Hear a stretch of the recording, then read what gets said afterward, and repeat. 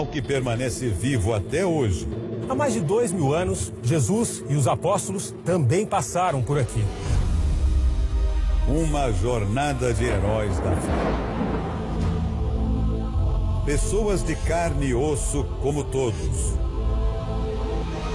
mas com uma disposição inabalável para servir a Deus. Eis-me aqui, Senhor. Afinal, por que Deus se alia a estas pessoas? O que elas têm de especial? Em busca destas respostas, nossos repórteres percorrem pontos sagrados da Terra Santa. Esse pedacinho original do livro de Isaías, há mais de 2000 anos. E conversam com os maiores pesquisadores do assunto no mundo. O mais importante descobrimento arqueológico do século XX, não somente na terra de Israel, sino a nível mundial. Eu tenho mais confirmações arqueológicas a respeito da Bíblia do que a respeito de personagens mencionados em outros tratados da história antiga. Um documentário inédito na televisão brasileira. Uma viagem pela história que até hoje alimenta a esperança entre as nações de todo o mundo.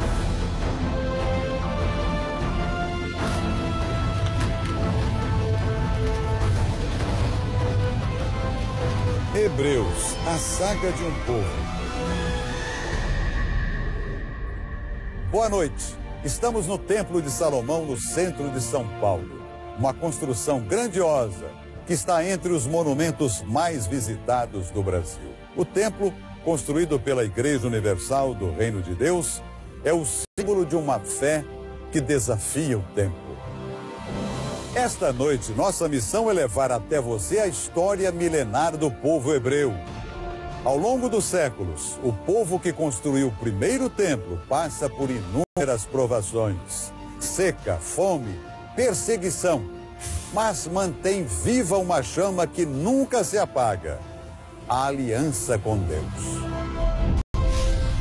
Ano 1950 a.C. Essa é a história do povo mais antigo do planeta que ainda existe até os tempos atuais. Uma história que se resume a apenas uma palavra: aliança. Segundo a Bíblia, uma parceria, um acordo, um pacto de Deus com homens que se mostraram dispostos a abandonar crenças pagãs e segui-lo fielmente. O primeiro desses homens esteve bem aqui atrás, no Monte Moriá. Há mais de 4000 anos, a Jerusalém que conhecemos hoje era bem diferente. A Terra Prometida é apenas um local ermo e desabitado. Mesmo assim, Deus determina que um homem abandone tudo o que conhece para ir até lá. O nome dele é Abraão. Abraão vai ser considerado o primeiro hebreu, o primeiro judeu. Abraão vive numa época em que ter filhos é a maior riqueza de um homem. Riqueza que ele não possui. Sua esposa, Sara, é estéril.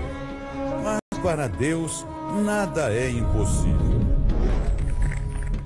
E disse Deus: na verdade, Sara, tua mulher, te dará um filho, e chamarás o seu nome Isaque. E com ele estabelecerei a minha aliança, por aliança perpétua para a sua descendência depois dele. A promessa divina se cumpre e Abraão finalmente abraça o filho Isaque. Mas a grande prova ainda está por vir. Toma agora o teu filho, o teu único filho, Isaque, a quem amas, e vai-te à terra de Moriá e oferece-o ali em holocausto, sobre uma das montanhas que eu te direi. Abraão está sofrendo. Isaque é a garantia de sua descendência. Mesmo assim, ele sobe o Monte Moriá para realizar a ordem de Deus.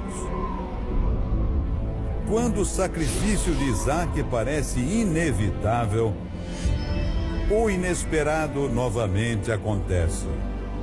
E naquele momento se dá um basta, a mão aparece, a mão divina, e diz não. Diz: agora eu sei que você teme o Senhor, porque não me negaste teu filho, teu único filho. A atitude de Abraão torna-se o maior exemplo de fé da humanidade. Seus descendentes seguem o mesmo caminho de aliança com Deus. Deus escolheu Abraão no meio da sua família, no meio da população da época, né? De Abraão, ele diz: o filho que eu vou escolher para continuar a minha aliança vai ser Isaac. Dos filhos de Isaac, no final Deus escolhe Jacó. Deus ainda está do nosso lado. Ano 1694 a.C. Neto do patriarca Abraão, Jacó se prepara para encontrar seu irmão gêmeo Esaú, com quem está brigado há 20 anos. Jacó sabe que é culpado pela separação e implora: meu Deus, me perdoa. Eu não sou justo, nem digno de seu favor, mas imploro o seu livramento. É nesse momento que Jacó se depara com uma figura misteriosa.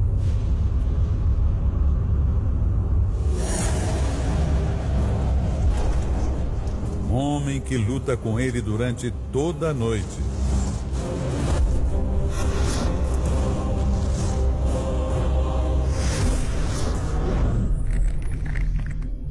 Jacó, porém, ficou só e lutou com ele um homem até que a alva subiu.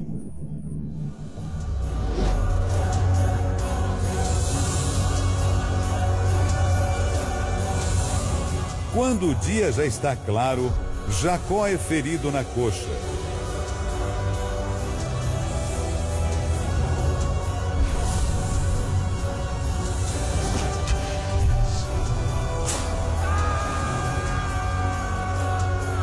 A partir daí, a postura do homem misterioso muda. Ele se revela o próprio Deus. Como é o seu nome? Jacó.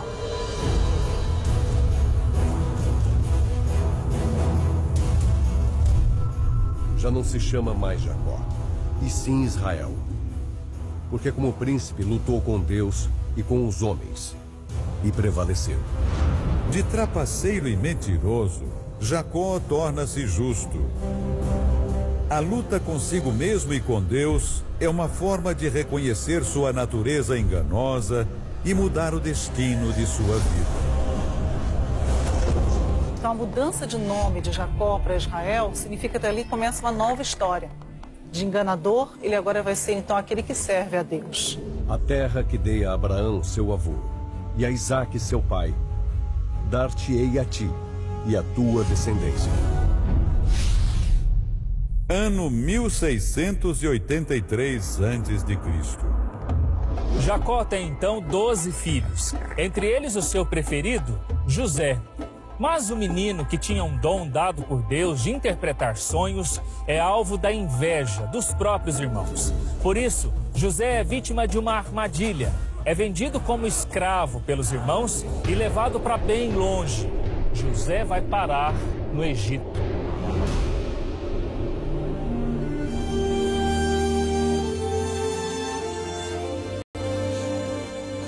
José cresce no Egito como prisioneiro. Sua história só começa a mudar quando o faraó tem um pesadelo.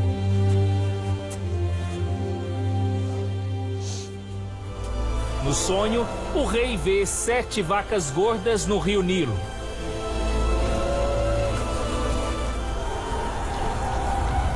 E em seguida aparecem 7 magras.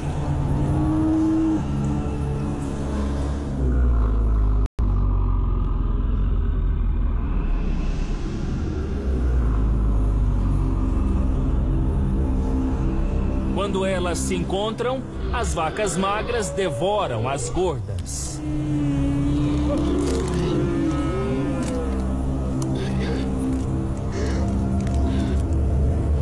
Não! Preciso de alguém que me diga o que significa esse sonho. Só existe uma pessoa em todo o Egito capaz de decifrar o real significado do sonho. José!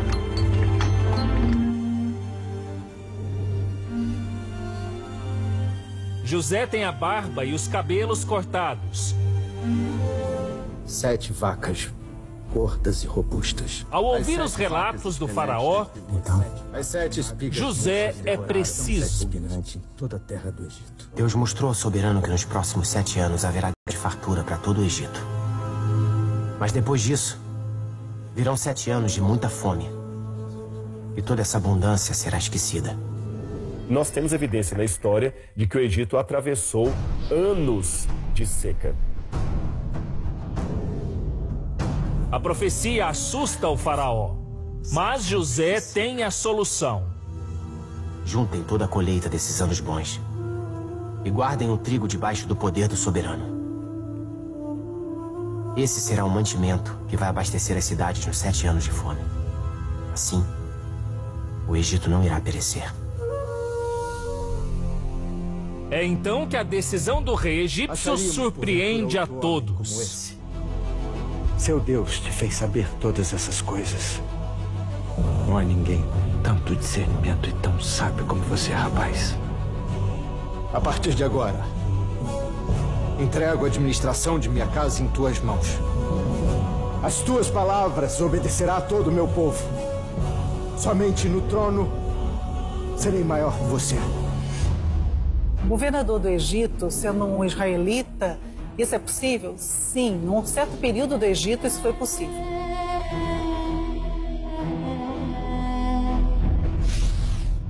Ano 1661 a.C. Nas terras áridas de Israel, a seca é um problema grave. O solo não produz frutos. Os animais não resistem ao sol causticante. Mas é justamente nesse período que José reencontra suas origens hebreias. Quando a fome chega a Canaã, Jacó manda os filhos buscarem comida no Egito, o único lugar onde há alimento. Assim, os mesmos irmãos que venderam José como escravo partem rumo à terra que agora é governada por ele. Eu sou o irmão que vocês queriam matar.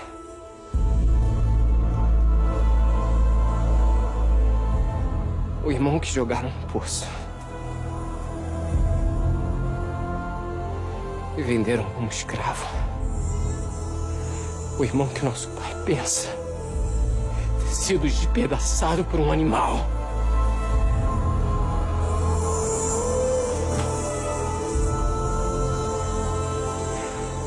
Sou eu! José!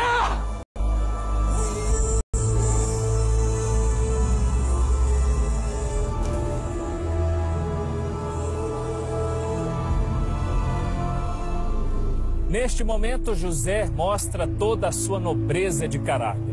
Mesmo depois de ser traído e de passar tanto tempo longe da família, ele decide perdoar os irmãos. Mas o reencontro mais emocionante viria em seguida. José finalmente revê seu pai Jacó.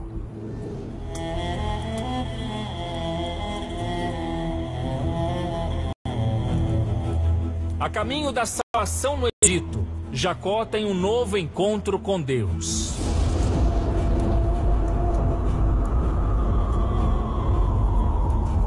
Meu filho Jacó, a quem chamei Israel. Eis-me aqui, Senhor. Eu sou Deus, o Deus de teu pai. Não tenha medo de ir para o Egito, porque lá eu farei de ti uma grande nação. Vá em paz. A mão de José fechará os teus olhos.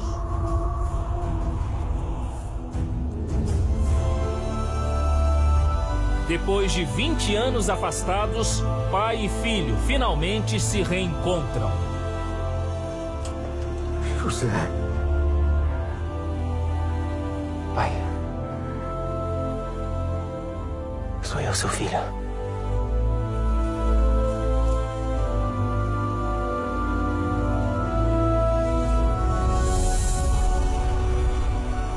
José, a importância dele, ele salvou o mundo da época. Se o povo de Israel existe até os dias de hoje, uma das grandes pessoas responsáveis por isso foi José do Egito.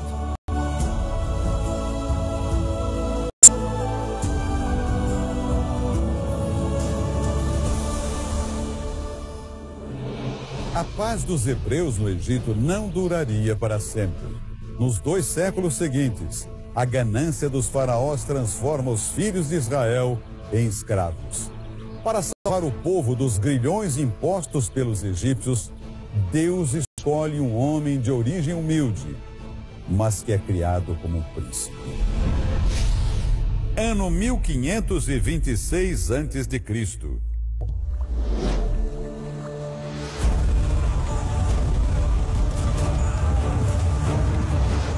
A paz entre egípcios e hebreus está acabada.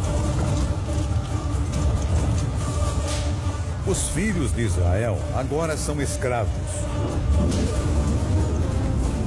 E os judeus ficaram 410 anos dentro do Egito.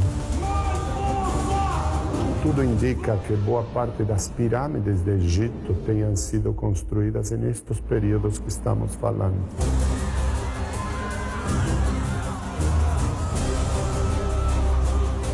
O rei do Egito odeia o povo estrangeiro. Por isso decreta a morte de todos os bebês hebreus do sexo masculino.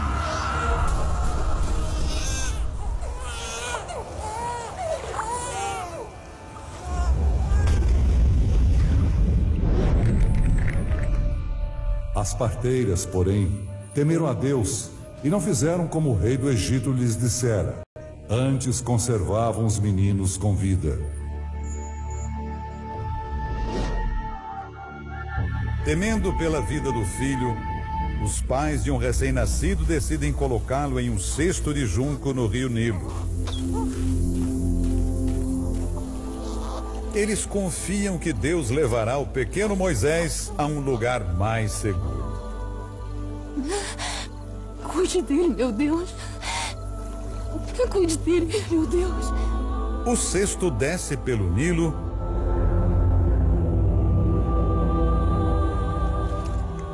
e vai parar nas mãos da princesa Renutmiri. Ela decide salvar o menino. Se eu entregar o bebê ao meu pai, ele vai mandar matá-lo. Vamos, Ramsés, vamos. Moisés é criado como um príncipe. Ao lado do herdeiro do trono, Ramsés, ele se torna um guerreiro do Egito.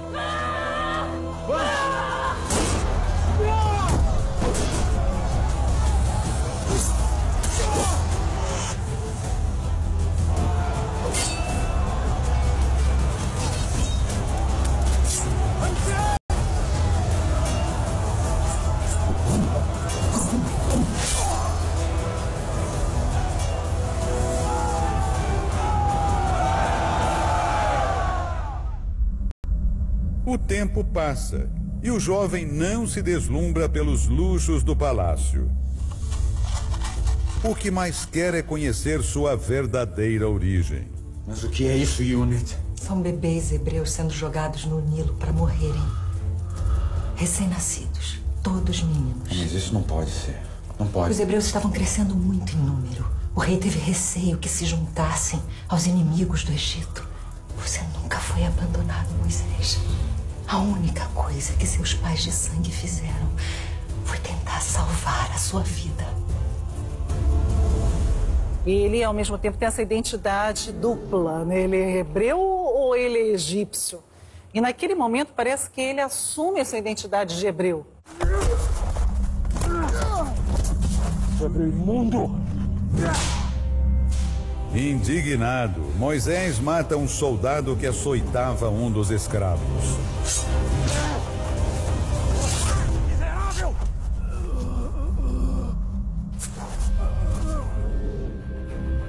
Mas a morte de um egípcio não passaria impune aos olhos do faraó. Por isso, não resta outra escolha a Moisés. Para com bravatas e foge enquanto é tempo.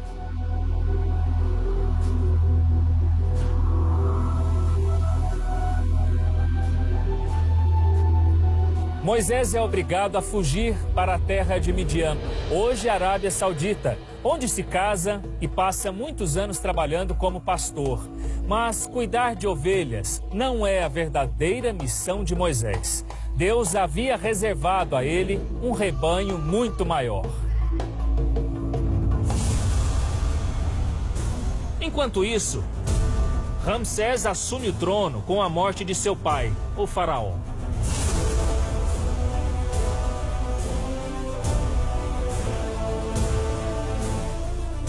Mas a exploração aos hebreus permanece.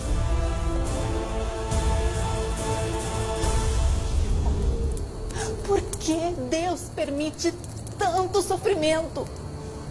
Será que ele esqueceu de nós? A resposta para essa pergunta continua sendo a mesma, minha filha. Não foi Deus que se esqueceu do seu povo. Ele também não nos abandonou. Nós é que nos afastamos dele. É no momento em que seu povo clama pela misericórdia divina que Moisés tem uma das grandes revelações de sua vida. E vendo o Senhor que se virava para ver, bradou Deus a ele do meio da sarça e disse: Moisés, Moisés. Respondeu ele: Eis-me aqui. Moisés, não se aproxime mais. Tire as sandálias dos pés, porque o lugar que está pisando é terra santa. Eu sou o Deus de teu pai, o Deus de Abraão, de Isaque e de Jacó. Não tenha medo. Chegou a hora de voltar, Moisés. Eu te enviarei ao faraó para tirar o meu povo do Egito. Vá e cumpra a vontade de seu Deus.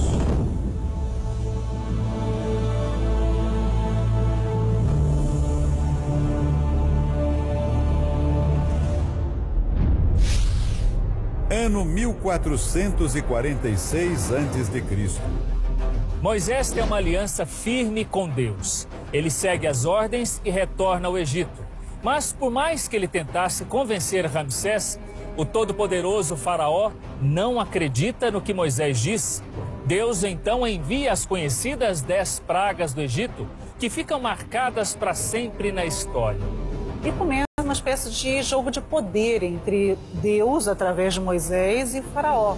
E essa luta vai ser tão grande, tão constante, que vão ser necessárias 10 formas de lutas, digamos assim, 10 pragas. E cada uma delas vai demonstrar que o poder de Deus é muito maior que o poder dos deuses egípcios. Seu povo não vai a lugar nenhum. Tome teu cajado, Arão. Estenda tua mão sobre as águas e haja sangue por toda a terra do Egito.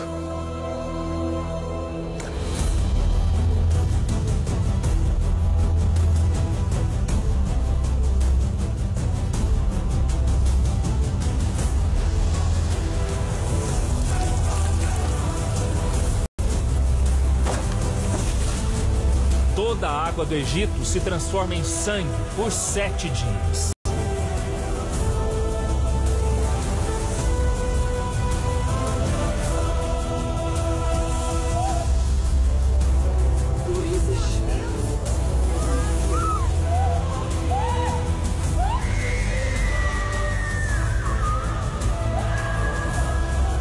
Mas foi só o começo. Rãs,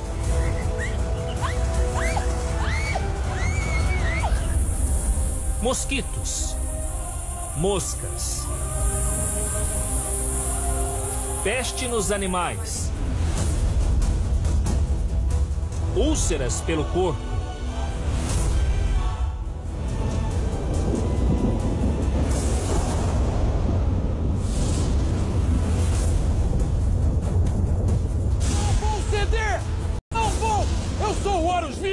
já resistimos a 6 pragas, resistiremos a mais essa! Não vou ceder! Não vou! Chuva de pedras.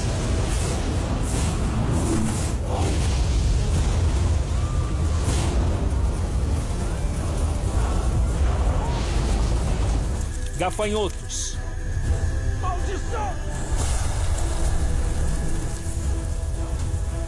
Trevas.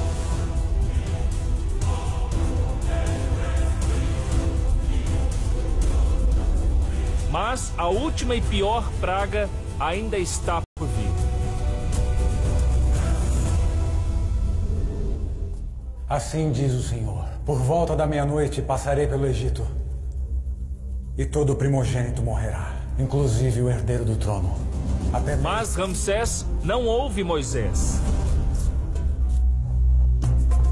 Só são poupadas as famílias que se reúnem em uma ceia, na qual servem um cordeiro e usam o sangue dele para pintar as vergas e ombreiras de suas portas.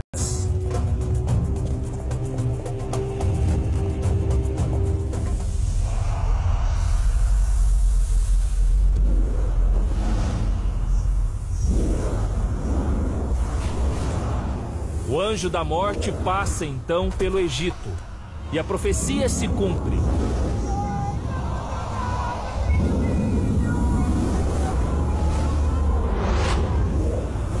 E o herdeiro do trono, filho do faraó, não sobrevive, graças à incredulidade de seu pai.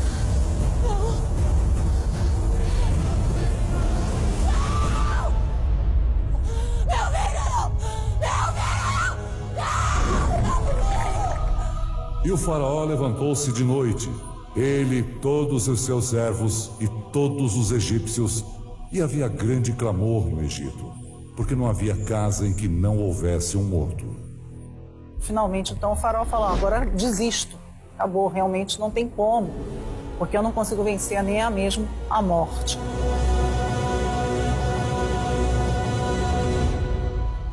Moisés, se aparta do meu povo e siga com o seu para o deserto.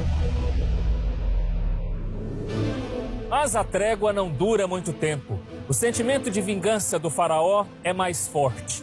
Ele coloca seu exército para perseguir os hebreus no deserto. É justamente quando acontece um dos momentos mais grandiosos da trajetória desse povo.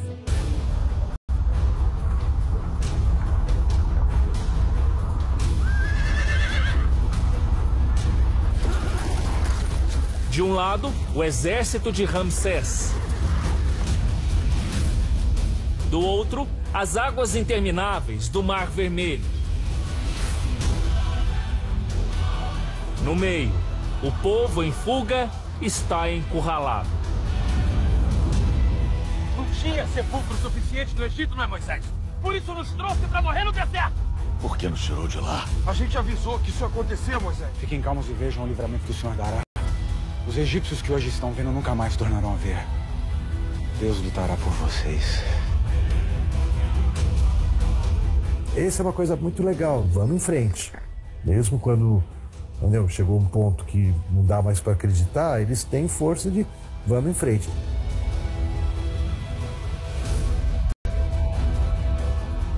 É quando o impossível, o improvável, o inimaginável acontece. Levante o cajado e estenda a mão sobre o mar.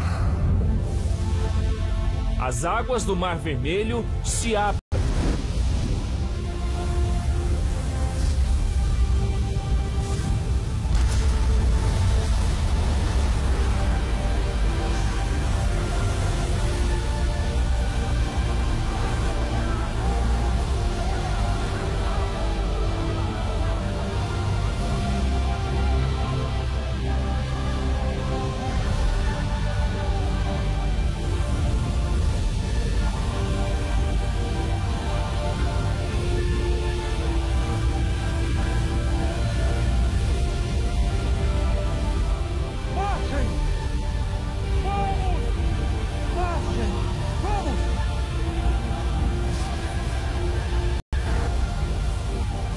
Deus não é um Deus distante, ele é um Deus muito presente.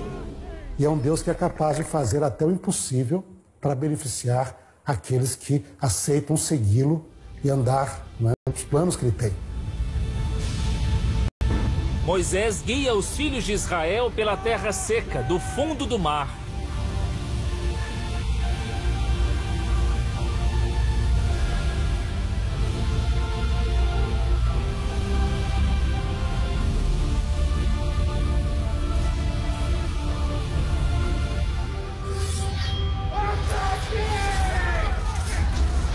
Só que os egípcios não desistem facilmente. Eles seguem pelo mesmo caminho atrás dos hebreus.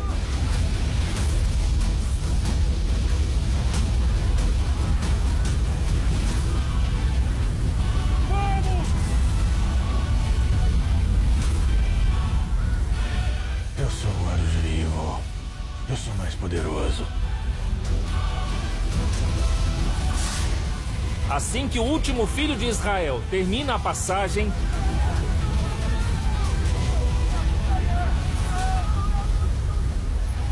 Moisés escuta a voz de Deus mais uma vez.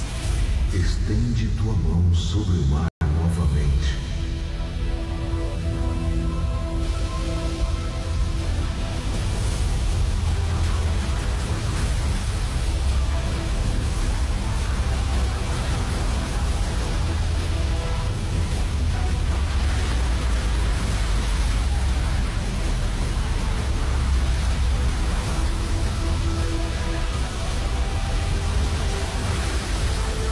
As águas do mar caem sobre os soldados.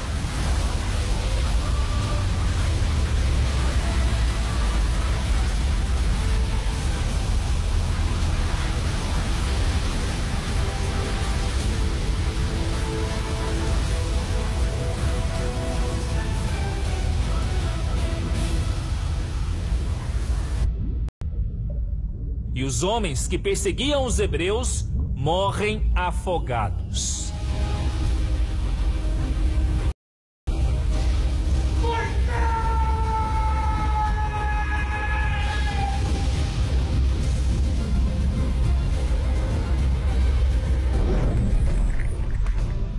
E viu Israel a grande mão que o Senhor mostrara aos egípcios. E temeu o povo ao Senhor, e creu no Senhor e em Moisés, seu servo. A escravidão fica para trás. Mas a liberdade surge num deserto, seco e infértil.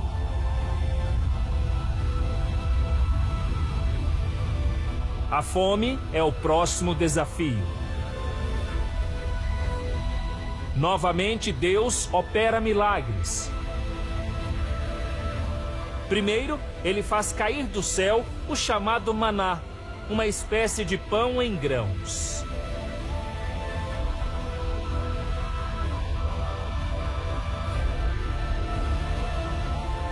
Depois, vem a água para matar a sede.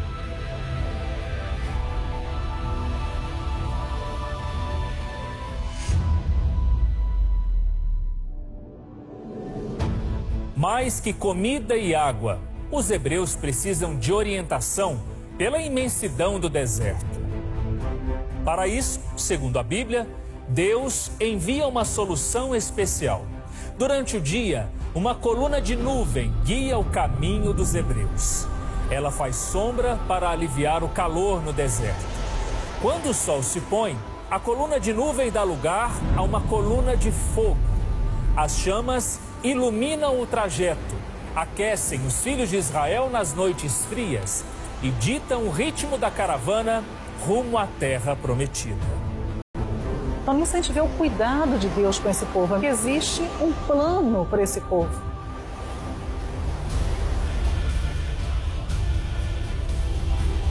Deus nos guiará rumo à terra prometida. Avancem! Há várias hipóteses sobre a rota que os hebreus percorrem depois que escapam do exército do faraó. Uma das mais aceitas pelos historiadores aponta um longo caminho que parte do Egito, entra no atual estado de Israel, passa pela Jordânia até chegar a Jericó, hoje território palestino. Uma rota que leva 40 dias para ser percorrida a pé. Mas por que então o povo leva 40 anos para fazer a travessia? Que a geração que está indo do Egito é uma geração da escravidão. E o Deus de Israel vai testando eles para ver se eles estão aptos, maduros. Vai ter que vir outra geração que tenha, que seja, uma, no caso do Moisés, uma geração da liberdade. Além da fuga do Egito, outro fator ainda seria fundamental para transformar o povo hebreu em uma nação. Nós viraremos povo somente no Monte Sinai, quando receberemos as tábuas da lei. Os 10 mandamentos não são simplesmente mandamentos para uma sociedade funcionar melhor. Os 10 mandamentos são apresentados como parte da aliança de Deus com a humanidade. É como Deus quer que nós nos relacionemos com Ele. E deu a Moisés, quando acabou de falar com ele no Monte Sinai, as 2 tábuas do testemunho, tábuas de pedra, escritas pelo dedo de Deus. Mas enquanto Moisés está fora, o povo se esquece de Deus.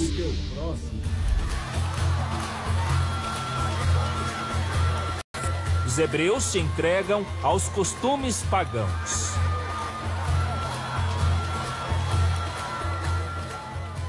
O povo começa a reclamar e dizer, puxa vida, para que você tirou a gente do Egito? Eles esquecem que lá eles estavam abaixo de chibatada.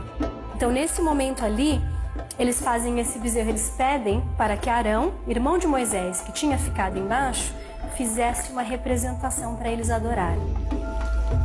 Uma estátua similar à que aparece nessa passagem das Escrituras está aqui no Brasil. Ela faz parte do acervo do Museu de Arqueologia Bíblica no interior de São Paulo. Então esse bezerro, a gente vê, ele é de bronze e ele tem uma folha de ouro por cima moldando ele. E ele é da época de Moisés, mas ele representa exatamente essa ideia, que o bezerro era um objeto idolizado.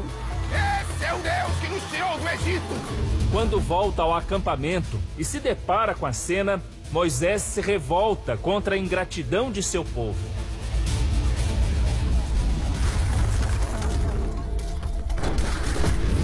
Como é que vocês puderam se esquecer tão rapidamente das leis que ouviram do Senhor?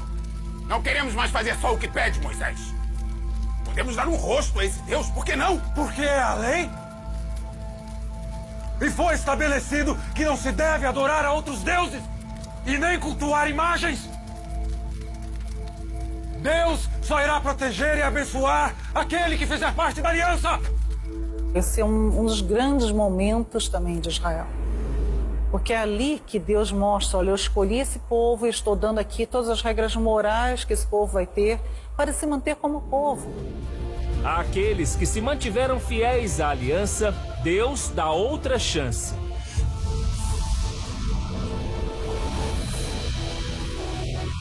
E Moisés recebe novamente os 10 mandamentos.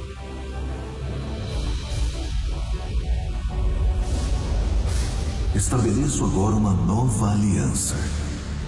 Diante de todo o teu povo, farei maravilhas que nunca se fizeram em toda a terra, nem entre nação alguma, para que todos vejam a minha obra. Nas tábuas de pedra estão as leis de toda a história.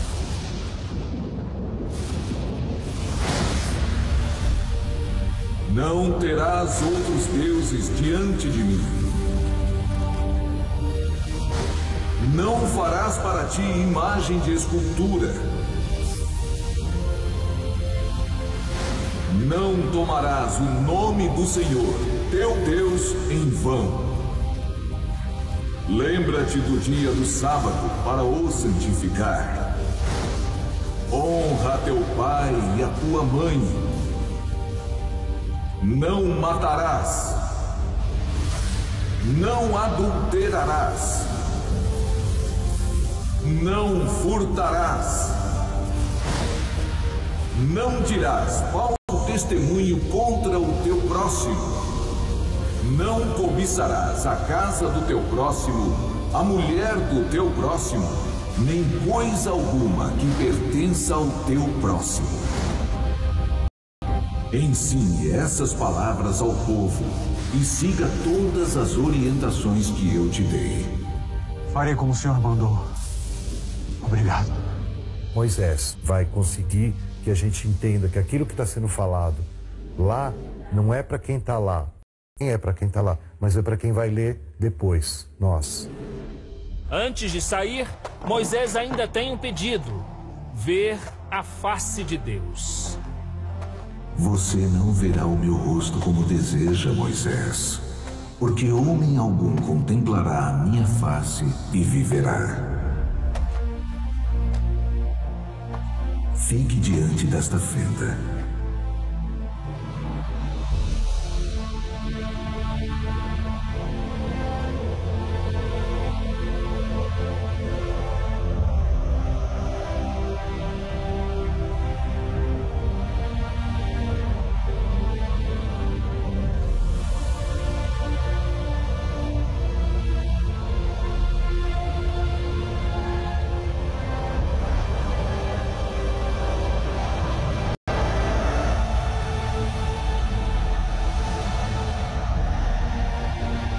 Quando a minha glória passar por ela, eu a cobrirei com a mão até que tenha passado.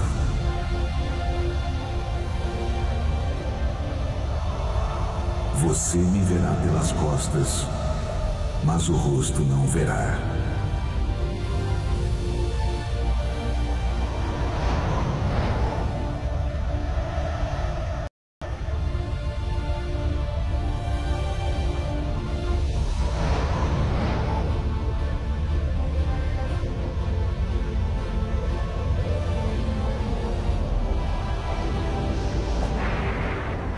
Iluminado, Moisés volta ao encontro do povo.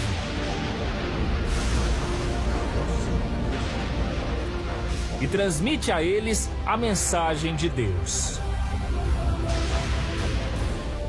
Aqui estão as palavras da aliança. Os 10 mandamentos. Moisés é o responsável por registrar a história do seu povo para que as gerações seguintes conhecessem os antepassados. É ele quem escreve os 5 primeiros livros do Antigo Testamento. Aqui no Santuário do Livro, em Jerusalém, está a cópia mais antiga dos textos bíblicos, os Escritos do Mar Morto. Uma relíquia considerada por especialistas a descoberta arqueológica mais importante de todos os tempos.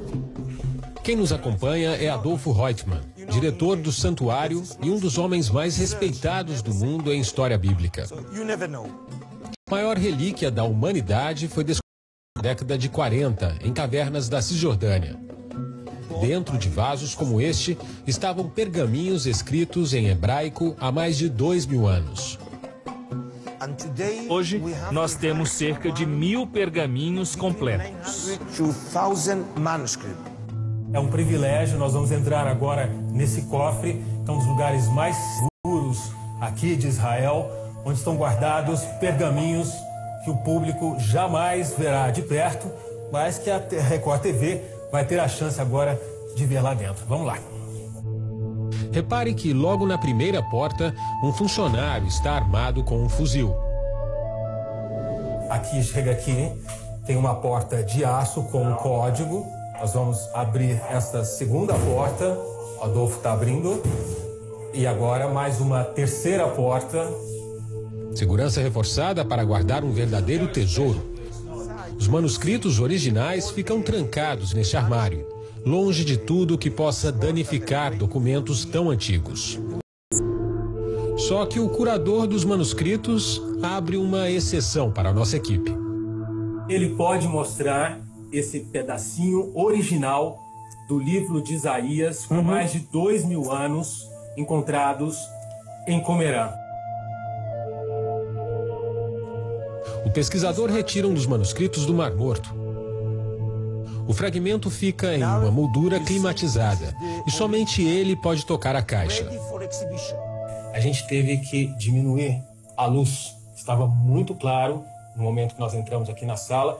Para mostrar o documento, é preciso abaixar um pouco a luz, porque esses documentos são extremamente frágeis. Um cuidado totalmente compreensível, principalmente quando se está diante do mais antigo relato bíblico que a humanidade ainda possui. Esses manuscritos têm mais de 2.000 anos. E apesar de ser apenas uma parte, você ainda consegue ler perfeitamente. No santuário é possível ver também uma cópia dos 10 Mandamentos, escrita há 2 milênios. O maior tesouro cultural do povo de Israel é este pergaminho completo dos 10 mandamentos. Além de levar as tábuas da lei para os hebreus, Moisés recebe no deserto outra missão de Deus. É o que mostra o repórter Rogério Guimarães. Estão todos aguardando, tio. Reuniu o povo como o senhor pediu. Ótimo. Então não vamos fazê-los esperar. Moisés reúne seu povo para um mutirão. Eles vão construir o tabernáculo. O tabernáculo era uma tenda móvel construída pelos judeus antes de haver o templo, e essa tenda os acompanhava pelo deserto durante a sua peregrinação, desde que saíram do Egito.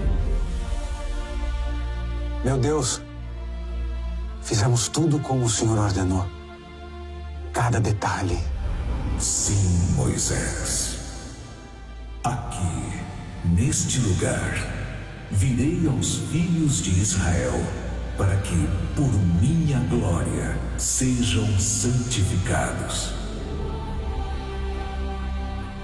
Arão é escolhido o primeiro sumo sacerdote, o único que pode entrar na presença de Deus uma vez ao ano.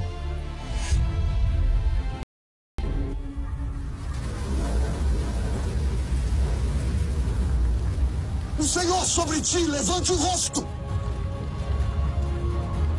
e te dê a paz.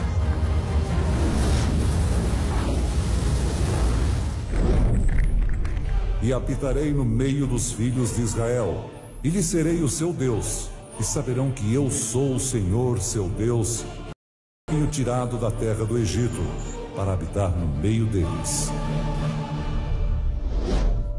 O tabernáculo com a Arca da Aliança mantém vivo o pacto entre Deus e seu povo durante os 40 anos no deserto.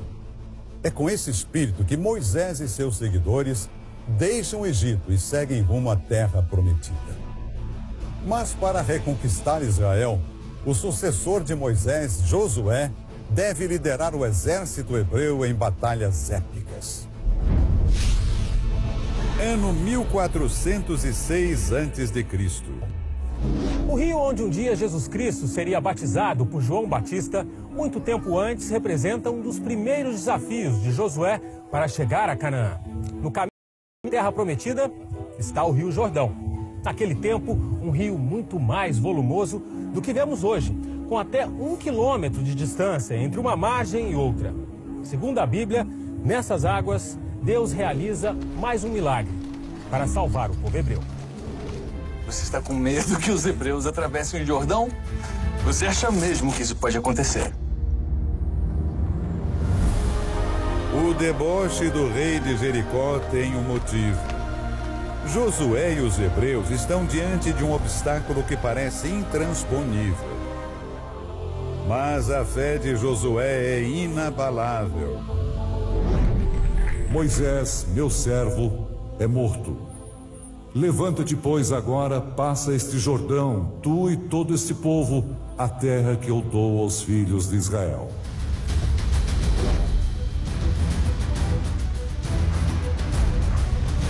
Os sacerdotes levitas levam à beira do rio a Arca da Aliança, que contém as tábuas dos 10 mandamentos, a vara de Arão, o irmão de Moisés, e o maná que alimentou os hebreus no deserto.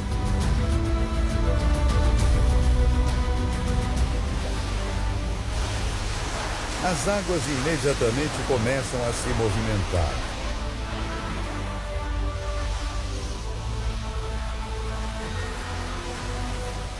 Até que o caminho finalmente surge diante de todos.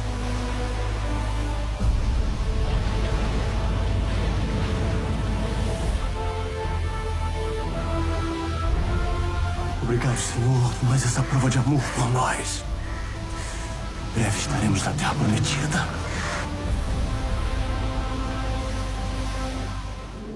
No caminho para a Terra Prometida, o povo hebreu se depara com vários obstáculos. O primeiro, e um dos mais difíceis, fica na cidade de Jericó, hoje território palestino. A conquista da cidade fortificada, bem ali atrás, naquelas terras, era fundamental para o avanço dos homens de Israel.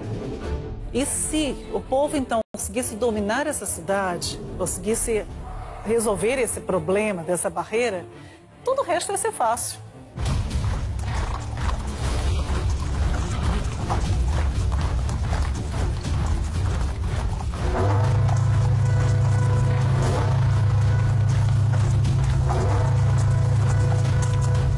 Seguindo as ordens de Deus, Josué determina que o exército hebreu dê 7 voltas completas em torno da cidade amuralhada de Jericó. Amigo, depois da 7ª e última volta, o que vai acontecer? Vamos gritar, todos juntos, acompanhando as trombetas dos levitas. Deus me revelou, Caleb, que se agirmos assim, o muro da cidade cairá abaixo, o mais que pareça impossível. As trombetas dos hebreus são parecidas com esta, exposta no Museu de Arqueologia Bíblica em São Paulo. Esse é um pedaço de chifre de carneiro que eles usavam para tocar, era chamado shofar. No caso de Josué, ele representa a ação divina na hora da batalha.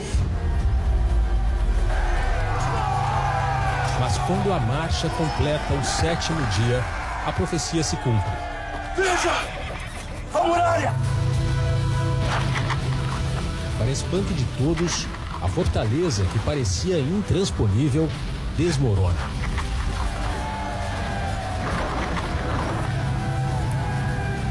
Jericó se abre diante do povo de Israel.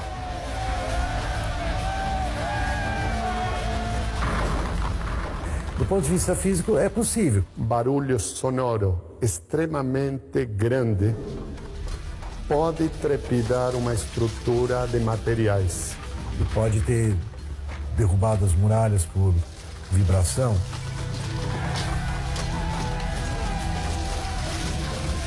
Para os especialistas, a tomada de Jericó representa a renovação da aliança entre Deus e seu povo.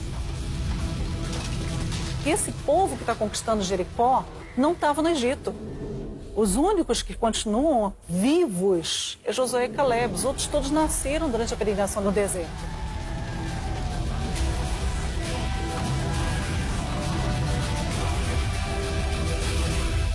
É em campos como estes aqui no Vale do Ayalon que Josué conduz seu povo nas batalhas contra aqueles que ocupam a terra prometida durante o período em que os hebreus são escravos no Egito.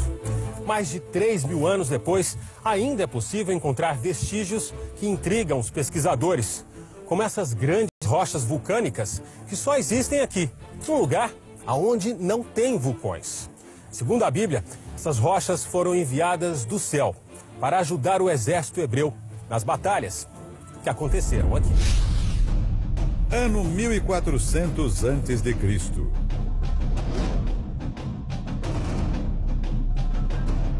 Depois de anos de luta, Josué finalmente alcança a tão sonhada Terra Prometida. Os representantes de cada uma das tribos recebem uma porção da Terra Prometida. Este é o atual mapa do Estado de Israel. Nós podemos ver que o território conquistado por Josué e o exército hebreu é bem próximo ao que hoje representa a nação dos judeus.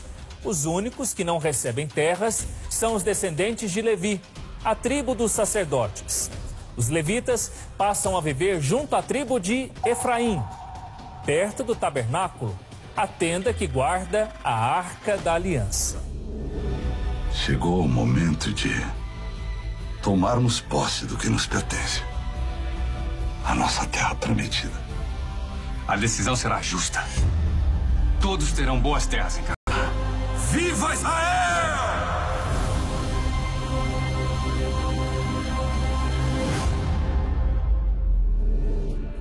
Mais de 300 anos se passam. As 12 casas de Israel estão finalmente na terra prometida, o lugar onde as oliveiras se espalham pelas planícies e colinas. Só que as diferenças entre seus líderes afastam as tribos. É preciso a força e fé de um homem para que todos os hebreus se unam sob um só reino. Ano 1040 a.C.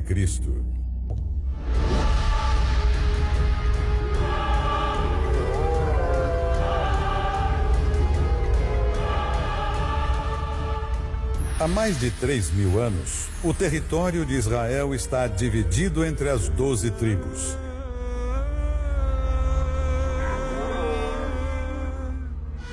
As batalhas são constantes, não apenas contra as nações inimigas, mas entre os próprios descendentes de Jacó.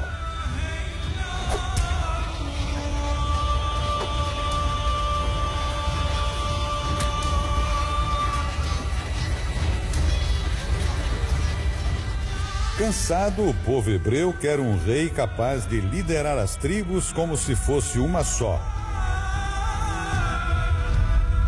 Deus escolhe Saul e promete abençoá-lo enquanto ele seguir a voz divina. Mas as tribos continuam separadas e não demora muito para Saul decidir seguir seu próprio coração. E assim como você rejeitou a palavra do Senhor, ele também te rejeitou, para que não seja mais rei. O profeta Samuel está preocupado. A resposta está em um menino de uma família de pastores. Davi tem a força e a fé necessárias para unir o povo de Israel. Como então justificar a escolha de Deus, em vez de escolher tantos homens guerreiros, escolher justamente um meninote? Deus vai mostrar que ele pode usar, inclusive, esse rapazinho. Achei a Davi, meu servo, com santo óleo ungi, com o qual a minha mão ficará firme e o meu braço o fortalecerá. O menino é acolhido pelo rei Saul, que se encanta com sua habilidade com a harpa e com os belos salmos que ele recita. Mas quando o exército de Saul é desafiado pelos inimigos filisteus, aquele jovem franzino se mostra um guerreiro destemido e inteligente. O feito de Davi naquele dia é lembrado até hoje.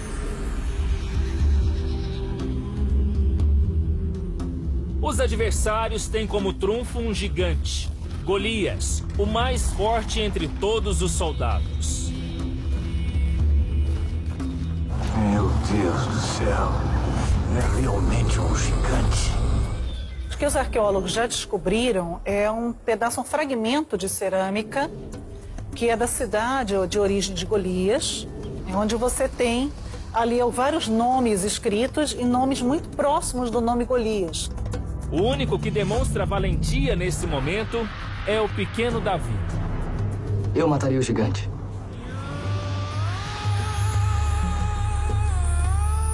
Você é só um menino? Sua morte sirva de exemplo para o seu povo.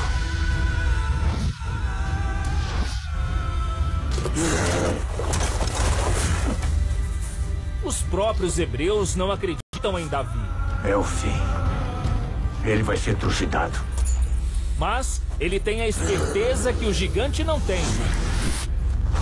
E uma confiança inabalável em seu Deus. Senhor, honra teu servo.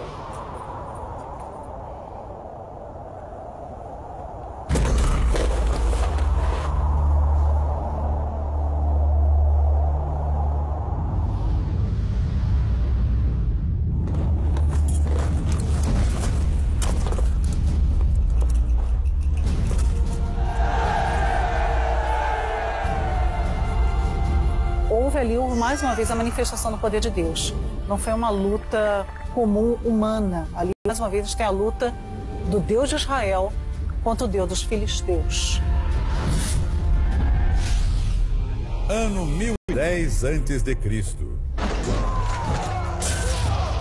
30 anos depois de ser apontado como escolhido de Deus, Davi conquista a cidade símbolo dos hebreus. Aqui será estabelecido o reino de Israel. Esta é a cidade que Deus nos deu para morar. Jebus agora é nossa e será chamada Jerusalém. Fiz uma aliança com o meu escolhido e jurei ao meu servo Davi, dizendo: a tua semente estabelecerei para sempre e edificarei o teu trono de geração em geração. Nossa equipe teve acesso ao que restou desta época em Israel. Eli Shukron é o arqueólogo responsável por descobrir as ruínas da Jerusalém antiga. é a chamada Cidade de Davi. Se você levar em conta os achados arqueológicos, vai perceber que Davi é uma realidade e não apenas um nome nos livros. Nossa jornada segue embaixo da terra. Os vestígios da época de Davi se tornam ainda mais claros. Esses degraus aqui na nossa frente faziam parte desta muralha que protegia a cidade de Davi e protegia principalmente as fontes de água que ficavam lá embaixo, que é para onde a gente vai agora. Let's go? Descemos até o coração da antiga cidade. Um ambiente que parece congelado no tempo. O rei Davi, com os seus soldados, eles entraram na cidade por um túnel. E é esse túnel que nós vamos entrar agora, que os soldados entraram há mais de 3.000 anos para conquistar Jerusalém. Um trajeto estreito, pouco iluminado, mas com um significado que enche cada canto dessas paredes de pedra. Não é impressionante? Há 3.000 anos, soldados passavam por aqui para conquistar Jerusalém. Ano 970 a.C. Após a conquista de Jerusalém, Davi reina por mais de 40 anos. As escrituras referem-se a ele como o único homem segundo o coração de Deus. Cria em mim, ó Deus, um coração puro e renova em mim um espírito reto.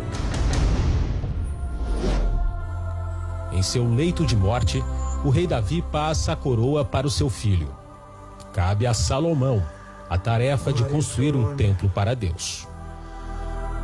Davi terminou a unificação, fez sua capital, mas ele combateu com muitos povos. O Davi era um homem de guerra. A mão dele tinha derramado muito sangue. E Deus falou, ninguém que derramou tanto sangue pode construir uma casa para mim.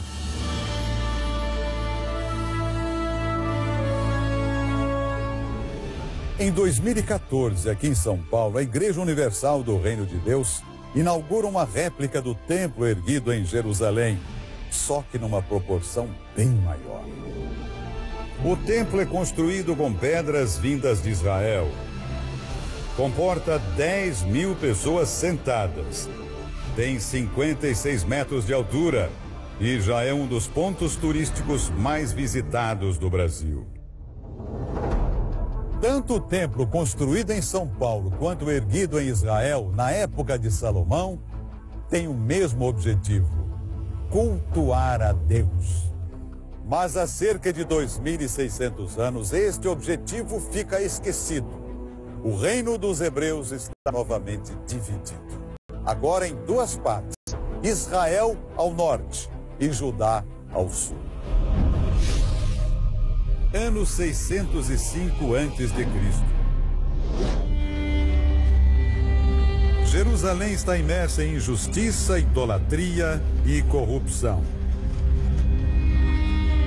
Os responsáveis são os reis, sacerdotes e o próprio povo. Poucos são aqueles que se mantêm fiéis ao que Deus ensinou. Como pode adorar falsos deuses? Jeremias é um homem indignado com a decadência da nação. O profeta é perseguido, acorrentado,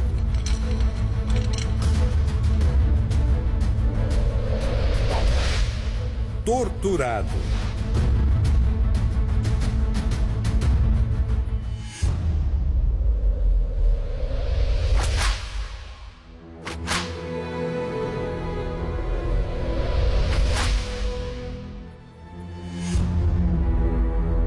E jogado num poço.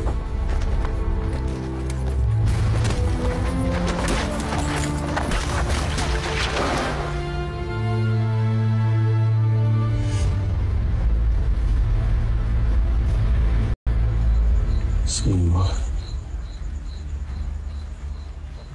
há mais de 20 anos eu faço o que me pede e tento alertar o seu povo.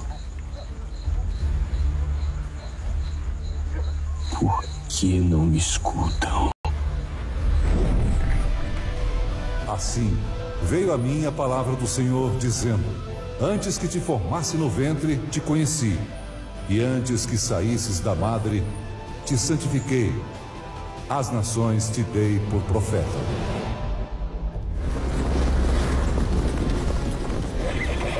Eis que Nabucodonosor, rei de Babilônia, chegará a esta terra e dominará todas as nações ao redor.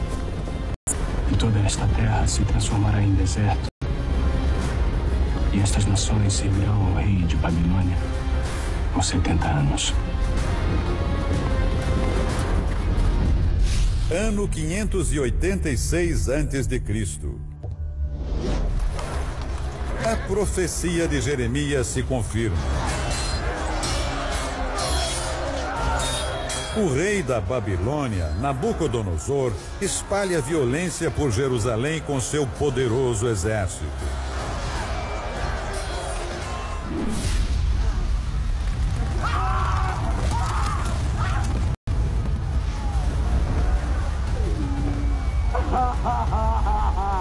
O templo construído pelo rei Salomão sucumbe à selvageria dos babilônios. Mesmo sabendo que seria assim, é tão doloroso ouvir os gritos do povo, ver o templo destroçado. A famosa Arca da Aliança, os 10 Mandamentos, desaparece do cenário bíblico na época em que Nabucodonosor invade Jerusalém e destrói a cidade e o templo. É provável que a arca esteja ali, em algum lugar, metros abaixo de onde as pessoas andam sem que ninguém o saiba.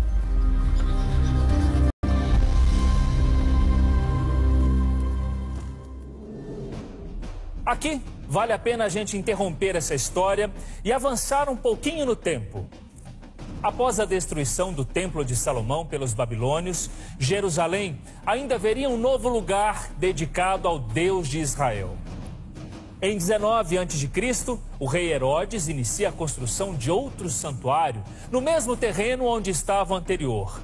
Suas muralhas cercam um pátio de 144 mil metros quadrados.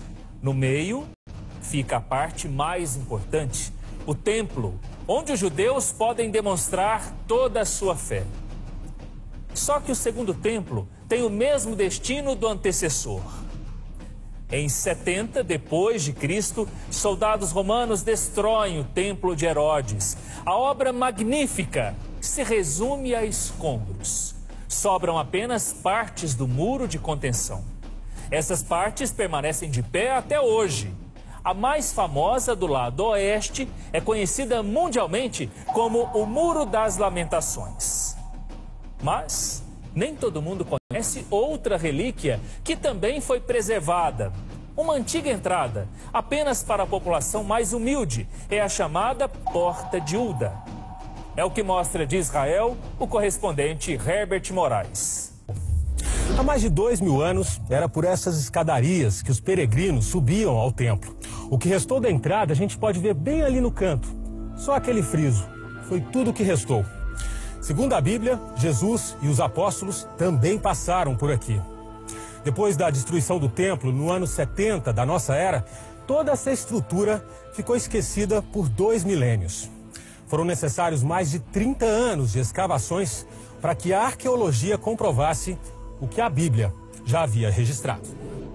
Segundo a polícia israelense, mais de 10 milhões de pessoas passam por aqui todos os anos. Uma relíquia arqueológica que sobrevive à guerra, à destruição, à intolerância e permanece de pé. No próximo bloco, os avanços de Nabucodonosor fazem com que muitos judeus sejam forçados a deixar a terra prometida. É aí que aparecem os profetas Ezequiel e Daniel. Os nossos ossos se secaram e pereceu a nossa esperança. Estamos de todo exterminados.